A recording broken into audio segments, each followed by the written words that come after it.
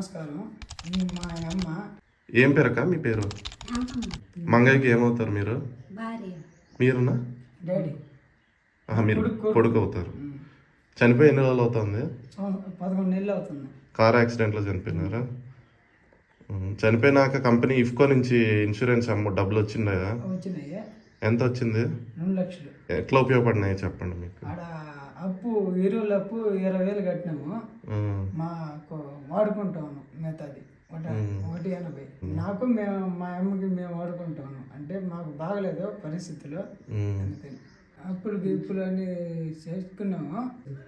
అందుకు మీరు ఇచ్చిన దానికి నమస్కారం, ధన్యవాదాలు సార్.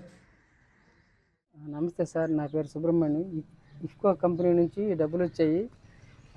అది వీళ్ళు ఖర్చులకి అవి వాడుకుంటున్నారు. మంగయ్య కొడుకు, భార్య. కొడుక్కి యాక్సిడెంట్ అయి ఉన్నది. వాడికి మందులు అవి తెచ్చుకుంటా ఇంట్లో ఖర్చులు అవి పెట్టుకుంటున్నారు. బియ్యము సామాన్లు అవి తెచ్చుకొని చేసుకుంటున్నారు సార్. నమస్తే సార్, ఇఫ్కో కంపెనీ నుంచి 2 లక్షలు డబ్బులు వచ్చినాయి సార్. అవి కొంచెం అప్పులు ఉన్నాయి, తీర్చుకున్నాం సార్. కొంచెం ఇంట్లోకి ఉపయోగించుకున్నాం సార్. దానివల్ల మీకు కొంచెం ఇదయింది సార్. మేము లేని వాళ్ళం సార్, దాన్ని అప్పు కట్టుకున్నాము, కొంచెం ఇంట్లో వాడుకున్నాం సార్. మంగయ్య ఏమవుతారు మీకు? మా బావ సార్. ఆవిడ అంకమ్మ? మా అక్క తోడుపడాలి. నీకు కూడా యాక్సిడెంట్ అయింది కదా, ఎట్లా? అంటే బైక్లో పోతుంటే ట్రాక్టర్ అడ్డం వచ్చింది. యాక్సిడెంట్ అయినాక మళ్ళీ ఇంకా చదువుకోలే? నమస్తే అండి, నా పేరు గణేష్, పల్లాంపేట వైజిఎస్ ఆగ్రో ఫర్టిలైజర్స్. గత 6 years నుంచి మనం బిజినెస్ రన్ చేస్తూ ఉన్నాము. లాస్ట్ ఇయర్ మన IFFCO nano urea, nano DAP అని అమల్లోకి వచ్చాయి. ఇవి ప్రతి ఒక్క రైతుకి మనం అందరికి కూడా ఇస్తూ ఉన్నాము. సడన్గా ఒక రైతు మనం ఒక కేసు నానో యూరియా ఇచ్చాము. మనం ఏదో తెలియక ఒక ఫోటో తీసి పెట్టాము, కేసు అమ్మామని మన కంపెనీ వాళ్ళకి పెడదామని. అతను ఆ తీసుకున్న 1 monthలోనే కార్ యాక్సిడెంట్లో చనిపోయాడు.